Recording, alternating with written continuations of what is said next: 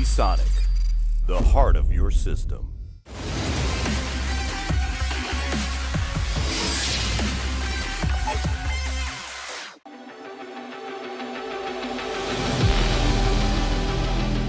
Leo for Kit Guru, Luke for Kit Guru. We've been here at CES 2020, and now we're going to talk about the most exciting stuff. And also, if we can think of any of the worst stuff. I'm not sure if there is any of that, but if anything crops up... Where's that can of worms, because you just opened it? Yeah, very true. So, this morning, I watched you hold the heat spreader for a 64-core Threadripper. It was quite heavy. Okay, moving on. Yes. And anyway, right, so the next time... Okay, so... Right, yeah, so 64, Luke holds slab of metal. Yes, now and there was a Threadripper next to it, but, but that could have been anything. I mean, slab of metal is what I'm about. Yeah, okay. Some chips on a board kind of thing. Yeah, with some stuff. So the 64-core Threadripper, and assuming that was actually what the processor was, are you excited? Yes. Are you? Next question. Now, we know the 24-core, 32-core Threadripper 3000s are parts that you think are truly, I nearly said epic. Excellent. Game-changing, could be fair, I think. So £1,400 and £2,000 respectively, or close dollars, whatever. And then whack in best part of £500 for a motherboard. Okay, so now bring us up to speed with...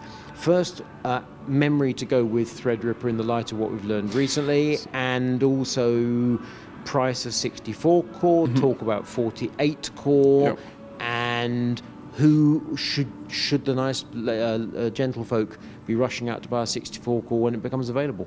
Okay, so 3990X, that's the name, 64 cores, pricing $3990. See what you did there, AMD, nice one. So $4,000. Yeah. Which leaves a lovely, so 1,400, 2,000, 4,000, leaves a £3,000 shaped dollar hole for 48 cores, doesn't it? No. No, it doesn't. And we were...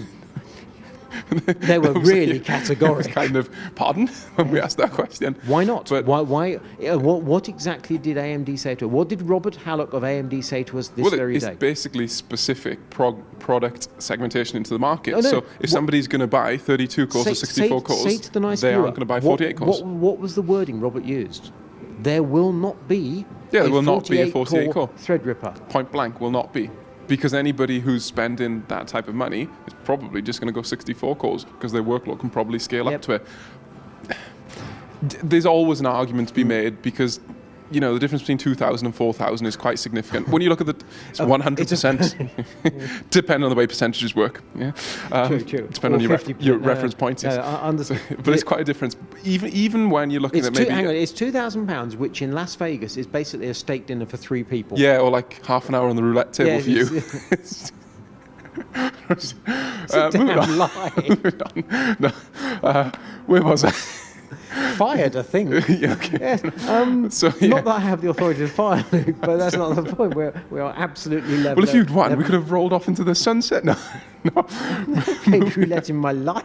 Oh, of course, it was me on the table. I forgot. Sorry. Okay. No, it really wasn't. No, I am the one getting fired. Anyway, where were we? No, this is relevant because there was a gambling machine in the AMD thing actually for their embedded processors and how they can run like slot machines. Was it? I thought it was a screensaver. No, it was like an actual for a gambling machine. I didn't realise that. Because they use some of the embedded chips to run some of the gambling machines. Okay, fair enough. Anyway, moving on because the last one was 25 minutes. We've got to get. Yeah, no one cares about gambling. Right. Anyway, right. So where was I? I have 48 forgot. cores 48 not going to be. Right. So should the ladies and gentlefolk pay $4,000, $3,990 for the 64 core when it's available? If your workload can use 64 cores, then and you will get a tangible benefit from it in regards to profitability or workflow, then yes. If you're a home user doing 4K videos, don't even. You really need some specific use case, and I think AMD were actually perfectly clear about that this processor really truly is not for everybody. And it was fair to say the 24 and 32 weren't for everybody because even the 16 core, the 3950X is overkill for a lot of people. This is overkill to the point of, well, excessive, right? It's you have to be a certain type of user with a certain type of budget and a certain type of customer for your work with a certain type of workload to really actually even see any benefits from this. To such an extent, I'm going to be genuinely interested to see which reviewers get the 64 Core 2 review, because it's not just more better than the existing ones Luke's already reviewed. It's different. Yeah. It's just clearly different to the extent. Talk the nice viewer through this thing about the Windows security and how it's... Yeah, so this was an interesting one, actually. The first question I tend to ask with these is, will there be any situations where we'll see performance regression? And that's an important point, because we saw that with the 2950X versus the WX parts. We had performance regression, somewhat to do with the scheduler, somewhat to do with the architecture and the design. Here, the answer was actually surprisingly yes. There could be instances where you'll get performance regression. And AMD told us that one of the companies they work with in Hollywood, I think they were a game design studio. That was right, So, yeah. I think that's Game right, design yeah. studio. And they use in specific rendering applications. They actually had to disable Windows security scanning, because when you load in 128 threads, because 64 cores, 128 threads, and then you're pushing data through to the storage subsystem, Windows security thinks that something's going on. All right, we've lost Leo. And what percentage did Robert tell us it was affected? It was like 30%. 30%. Yeah, that would take you down to a 48 core, not far off, actually. Because Windows is considering each and every thread, and considering they all need to be scanned for security because there's something going on. It's almost like, the closest analogy I could mentally conjure up was, it's like a website being attacked in a DDoS attack. You basically You've got DDoS your system. You've DDoSed yourself because your processor's more better than what Windows knows about. It hasn't got a bloody clue what to do, because AMD has totally taken this operating system that's for the desktop into mental level. I think that was the fact, wasn't it? Yes, no one's ever seen a absolutely. 64-core processor on the desktop before. So everybody's just like, what on earth goes on here? And So on Microsoft, I guess. On the one hand, it's AMD's fault for being too good, and on the other hand, Microsoft didn't fix it, and I think Probably I'm right in won't, I saying think. won't fix it. It ain't going to happen. But there are ways for software to mitigate Yeah, so the it. specific API for the software has to be able to deal with N threads effectively. Yeah, so there could be a degree of sharing the blame around and who's responsible, whatever. But end of the day, if you plug in your processor and the thing's sitting there spinning the wheels, and 30 or whatever % of its work cycles are just so the bloody security can check the threads. I mean, that's just beyond That's what. crazy. I mean, what? However, it has to be said that when the WX came along, that was new territory, and it's like people find out things. That's when you find out. Yeah. And in a way, WX was kind of good in the sense the architecture and the way it was built wasn't brilliant. And then you add in Had some flaws, yeah. Right. And then you add in the problems of the way that Windows is handling it, and the software and so on and so forth. And frankly, you've had no problems with the 24-core, 32-cores, 3000s.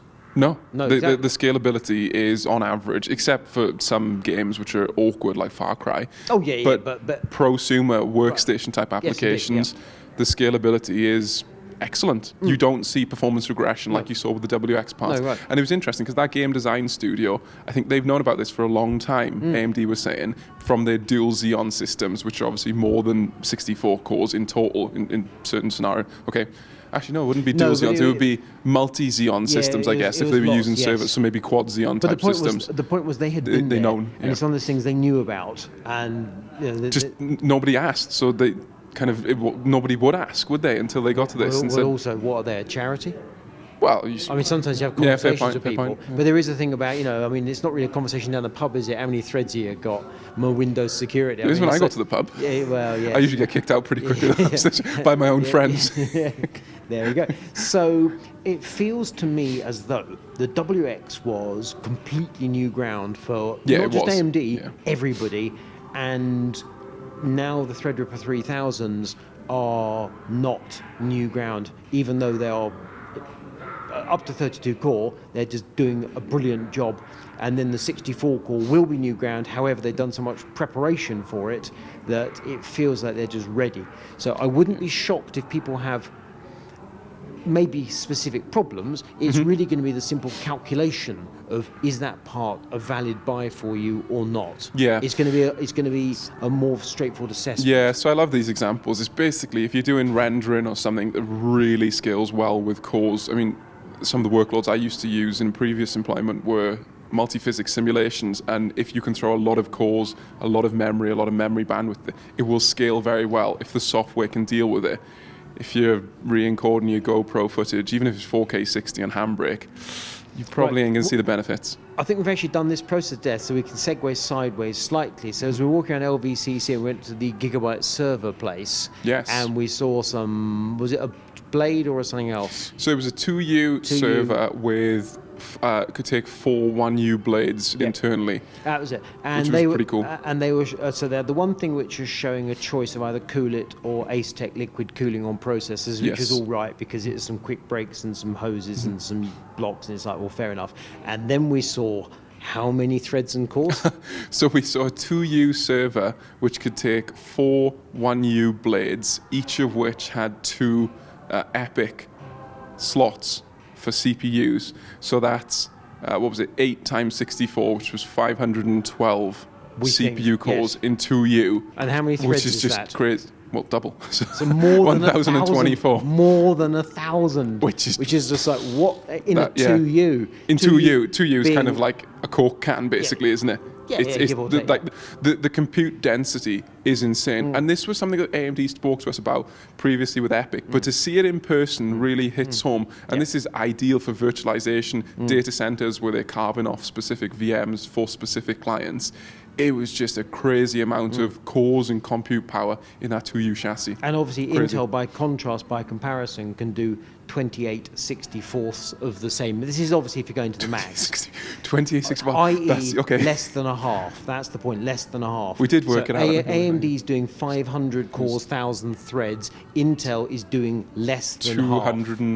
224, was it? Don't be exact with the maths because my head will explode. Yeah, no, But it's the either point 224, 245, I can't remember.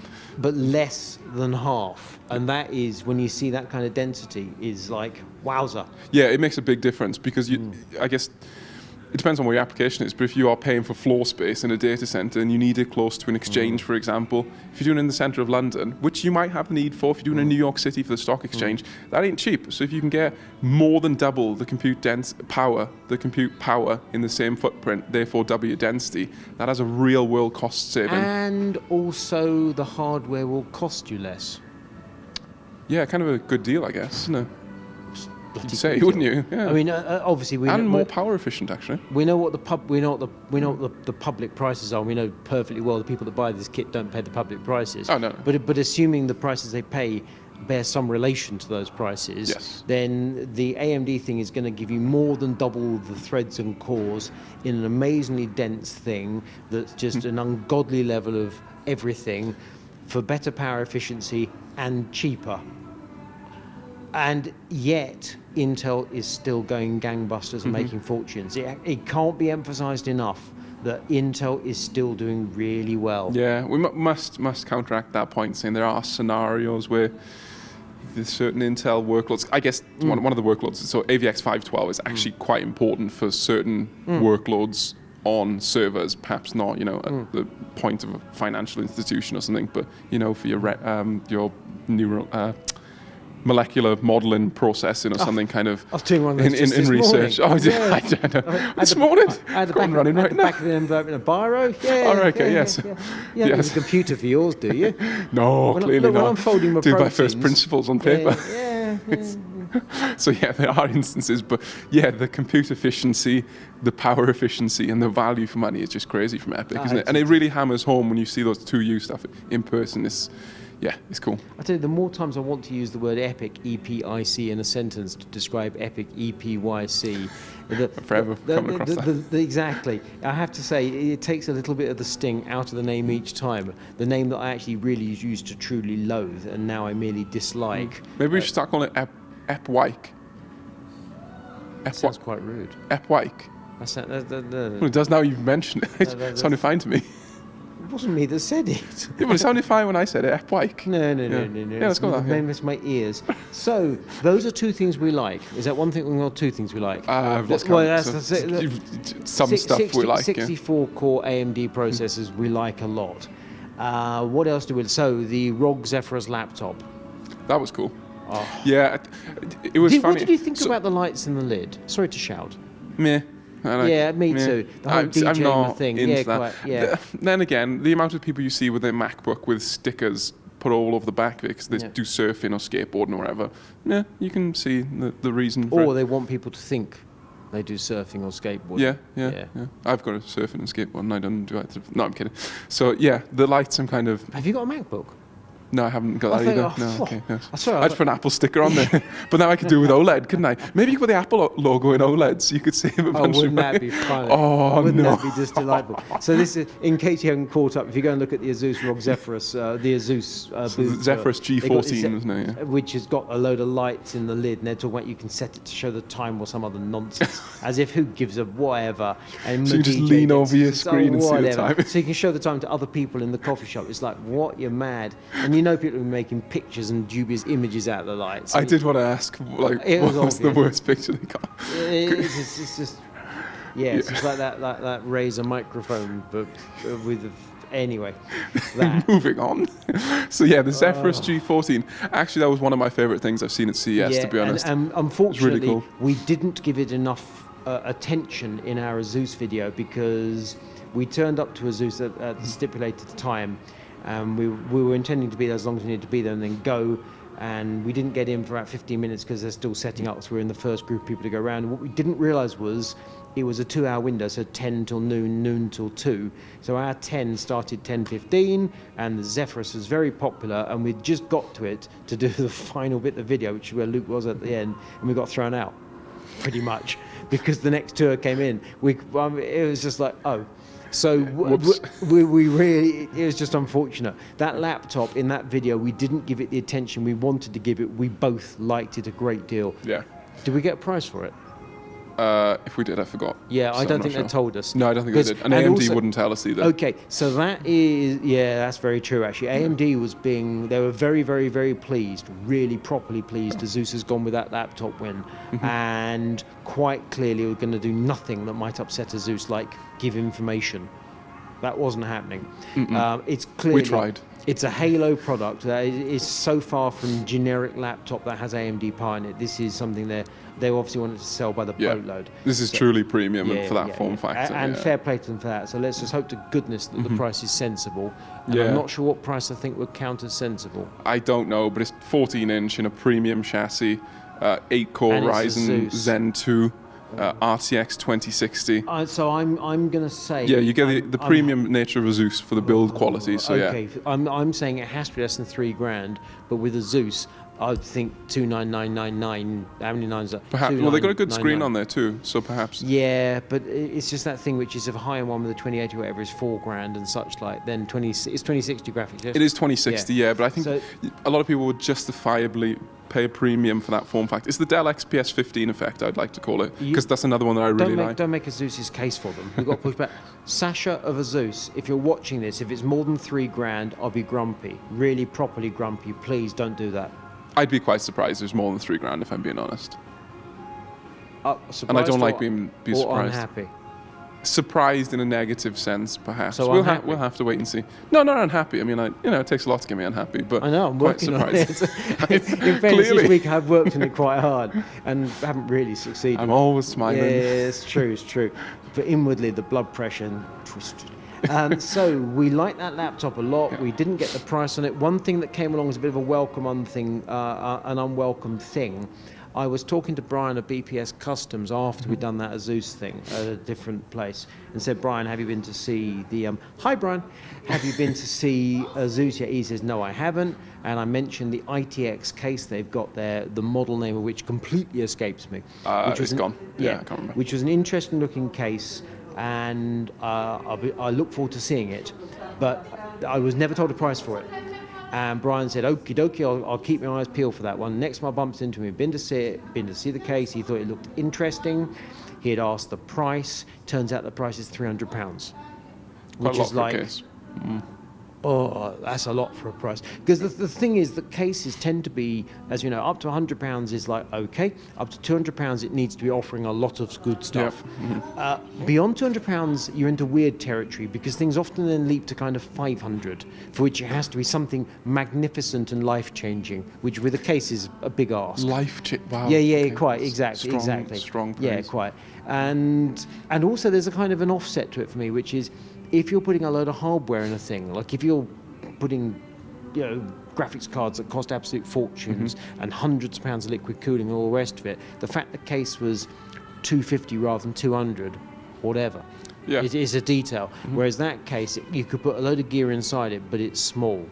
So there's a limit to what you're going to do with it. It was good. Yeah, small with asterisks, because it takes mini DTX size boards on ASUS X570 and you could do multiple radiators. Yeah, you could. do the Lian Li 11 kind of thing. It wasn't Lian Li TU150, so proper mini ITX level of small. No. It was quite big as far as mini Yeah. ITX sizing goes. So therefore, you will be able to build an expensive PC in it, without a shadow of a doubt. So therefore, the fact it's £300. I mean, Brian, and I hate to use the chap's name. I haven't asked him if I can repeat this, so I'm going to do it anyway. Comments below.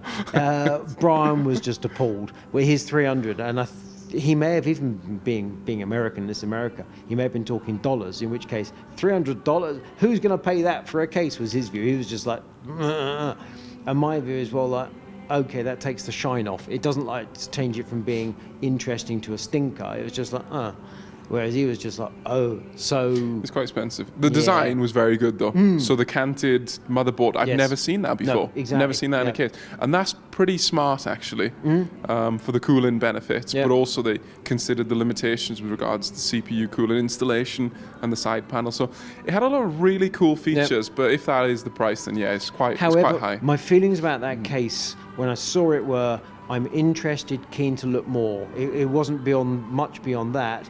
And now I've heard that price, I've kind of gone from basically the same, but kind of a bit more, it's going to have to be bloody good. Because otherwise it's like, oh. Because the thing is that ASUS has got that previous big case with the strap on the top, which is the Inwin? Inwin. Don't know. I think it was Inwin. Let's say it's Inwin. Let's make it up. And It's Inwin now. Random names. And that did not get good reviews from those people that reviewed it. So there's that one case, and now there's the small case. So basically, if that does badly, well, that's 2 for 2. And if it does well, it means the big case is no good and the small case is better. You know, it's when you've only got 2 products in a range, it's in a portfolio. It's like, it's quite a lot of pressure on it. Anyway. I'm feeling interested in that, but I couldn't say whether I'm confident about it, because I really can't tell. But shame about the price. Nothing further to add there? No, true. You're the case guru. Oh, bless. What do we see in the ways of monitors that you really liked? A lot from different brands, actually. Yes. So ASUS was showing off something. Acer in the NVIDIA suite was showing off. MSI, Cooler Master entering the monitor game. That was interesting.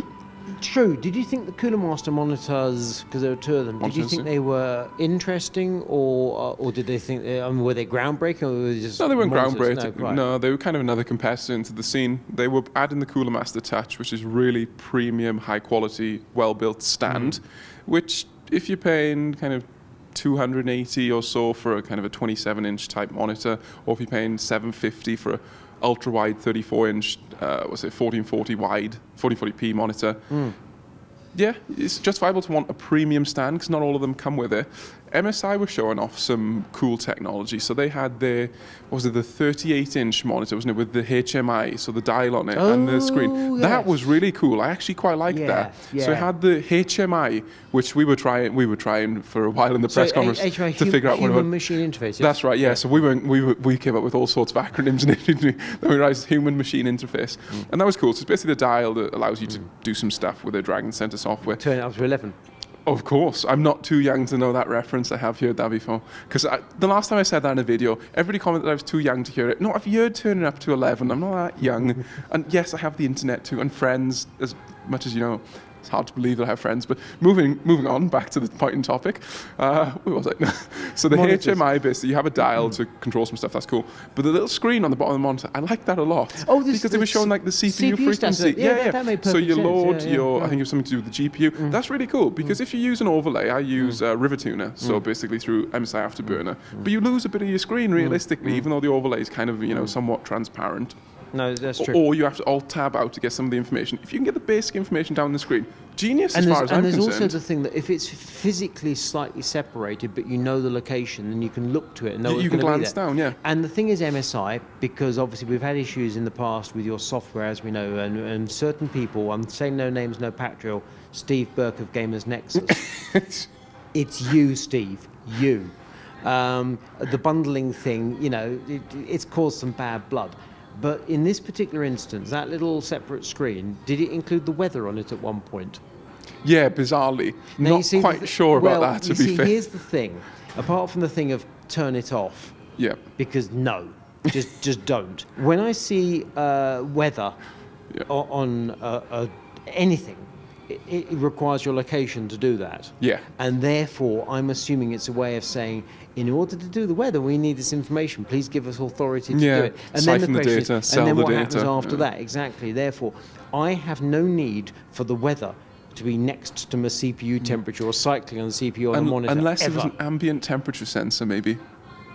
I mean, that's not weather. I'm almost certain it wasn't. Yeah, That's but maybe not- it's just the weather symbol for ambient temperature, Okay. In the event we Highly totally misunderstood what we saw at the MSI booth, and it wasn't actually weather, it was actually ambient temperature as portrayed with a rainy thunderstorm cloud kind of thing. Oh, yeah, and good we point. misunderstood it. Then may I suggest you update the icons to make it more clear to people like us. So I think what we're saying here is that the MSI monitors, certainly some of them, happy. Yeah, The, so the 1,000 what on did they- curve one and such like that. Yeah, was so all there's one with absolutely a fine. really that was high good. curvature. There was, The was it the separate- world's first Yeah, but- 31.5 inch, We ran was it into- 1440, 165 Yeah, hertz but with a hood? We ran into so many world's first Yes, kind of okay. claims from different people where it's provided it's in this size, in this aspect ratio, with this refresh rate, with this HDR rating, and so on and so forth. Yeah, I think with an aluminium base, you go, well, okay, it's the only because it's the only Yeah. one. I think some of the world's first stuff was basically based on the timing of the press conference as Yeah, well. yeah, So very it was world first for about an hour. Yeah, well, okay, well, it's yes. world first for Yeah, always, but yeah. it was world first and exclusive for an hour Yeah, or so. but we're used to that from shows. All the manufacturers turn up. They don't know what the other manufacturers have got. How can they? They're not supposed to know.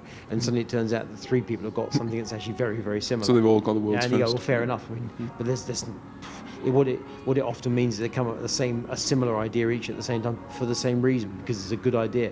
So that's absolutely fine. In fact, the thing that concerns me most like is when someone comes up with something unique, and you think, why? That either means everyone else has missed this brilliant idea, or it's a rubbish idea. And there's not normally much middle ground. It's one or the other. Okay, fair enough.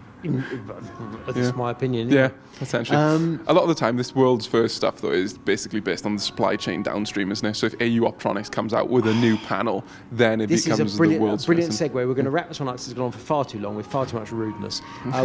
We're From you, not me. From me, we're going to end up with the world's first RGB glass. Oh, good segue. Did you like that? I actually did. Thank you very much. Do you mean the glass or the Segway? Oh, actually, that's a good point. I like the glass, the segue, I meant yeah. the segue, obviously, All right, because that's me. Superb segue. Meanwhile, a bunch of people working in Taiwan are coming up with this other product, which is like, okay. So far, all these products we've liked. So this is actually ending with another. So we're talking about Corsair. It's a product that's in development. So was it Project Orion it was called, wasn't it? Was it Project or something? It was Project Orion, I believe it was. If it wasn't, we've now named it Project Orion. It was Orion. I don't know if the word was project then or it's not. Project though. Orion. It's Orion. It's called Project Orion. Orion. Okay, so that's good. And did you like it? Yes, I did. So I did, actually. We're going to end this It was cool. things that we liked and disliked with a long list of things we liked. Yeah, so- describe to the nice person what it is. Basically, it's using the Capellix LEDs, which you know more about these than me, but they're basically okay. ultra small LEDs. Two things about them. Capellix LEDs, this is something that Corsair launched at CES last year, a year ago. And they are tiny LEDs, but the significant point is Actually, they might not be any smaller than standard, but the point is they're mounted directly. So normally when you have an LED, if you look, it's on a great big white thing, which in turn then has to be connected up to stuff. So if you look genuinely closely at the LEDs and LED strip in any application pretty much, you'll be amazed at how small the actual LED is. The vast majority of it is to do with the surface mounting of it. Yeah. And the Capellix thing, and they haven't explained how this is possible, does away with all that. They just mount the LED to the stuff. And the consequence is that you lose all the background stuff and you end up with this tiny little thing. And as a result, it's essentially invisible. It's small. You have to get up close to be able to see it. It's ultra small. But what I mean is, so if you take the kinds of LED strips you see inside cases, or indeed the LEDs you typically get in a fan, I mean, you can see them from a good distance away. Yeah. But I mean, the point is, if the thing's not turned on, you can see the mount. Yeah. You can see where it is, and then it goes on, then of course then you go blind. But, as we know. But the point is, with the Capellix, when they're turned off, you can't see it. I didn't see them turned off. The system's on. That wasn't one of the ones that I broke, so it was fine. Explain the breaking. No, it was awkward. It was a superb room they had in the hotel, but the carpet was really staticky, and I just wanted to touch something, and then I killed the system that was how many thousands of pounds? A number of people had done this through the day. I wasn't the first or the only. No, far from it. And what they're saying was each time you're kind of touching things, different LEDs would go out because they're being zapped. And this one, the entire system went out. So it's like a wall-mounted ASUS motherboard with graphics card and everything. The combination of Luke's personality and the carpet killed the system. But the point with the Capellix, so this Project Orion is they've taken a load of these Capellix, they basically arrange them in a matrix, a rectangle, and then they've applied it to a film, and the film, 3 pieces of, has been put onto the glass. So one on the front of, I can't remember what the case was actually, it doesn't matter, tempered glass case. I can't remember exactly. One of these pieces of film on the front, and then 2 on the side by side, such that it's a complete assembly. And it connects to IQ. There's obviously, because it's development, they have to connect it all up somehow, and that if you remove the panel, you'll break everything. So it's clearly not. Didn't try. No, exactly. But they wouldn't have allowed us. No.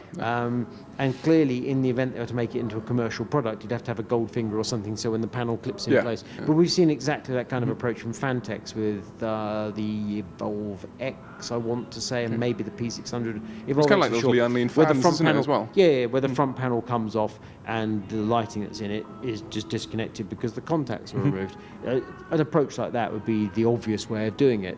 So it seems entirely plausible. As to the cost, probably fairly reasonable. Applying the film with the Capellix into the glass would be tricky because you don't want bubbles, and sometimes you've got to be careful.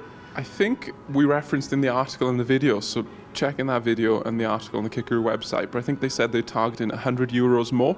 So that's it. Yes, I think it was €100 from the end. So they'd have correct. to pick the right SKU for that to make sense for the case. You couldn't put a £40 case and add €100 to it. But if you got a £200 case, does Corsair have a £40 case? I don't know. You're the case guru. I don't think Corsair these days has a case much below £100. Okay, they don't seem to. Basically, 120 pretty much seems to be Corsair's entry these days. Yes, if you picked a good, say, 180, £200 case and added €100 to it, £100 to it, it wouldn't be unreasonable. It's not unreasonable. It's still somewhat affordable for something so unique. And it's unique, and the reason, and this wraps up that point, that it's unique is not necessarily because it's a lousy idea. I don't think this is a lousy idea. I think it's a good idea. It's I like it. because they've got the technology. Yes. They've got Capellix, which I can't remember what the exclusivity was, but what they said was it's a little bit like when they started using cherry switches in their keyboards. They had the exclusive. Okay. And then they sold so many of the blooming things that basically they just kept the exclusive kind of by dint of the fact they were taking all the supply. And then as cherry laid in more manufacturing lines, more became available, so other people got the switches. Right, okay. But it was just like, okay. So with Capellix, they were saying last year at CES that they had an exclusivity deal with the Taiwanese producer of these LEDs for a period of time, whatever that period of time is. So far, they've produced some RAM that's got it on. And so some Dominator RAM, isn't it? Yeah, and there's, I think... and a keyboard, was it the K57 yeah, it's either or keyboard something or like mouse or both, exactly. In other words, there's been very few Capellix products so far. Yeah. Now, whether that's because they're finding it hard to develop products with, or whether it takes a long time, or whether goodness knows.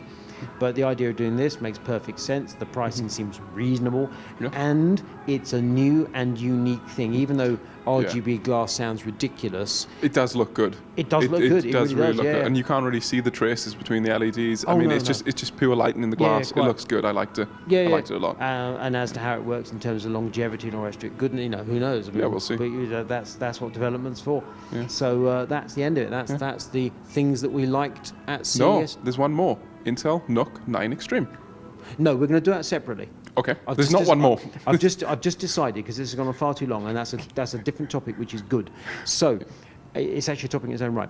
Yeah. So that was things we liked at CES 2020. I'm Leo. This is Luke. Buy one of those shirts, not the one he's been wearing. Buy a fresh, shiny one that's your own. Double worth with this. No, maybe half worth, actually. Let's sign out.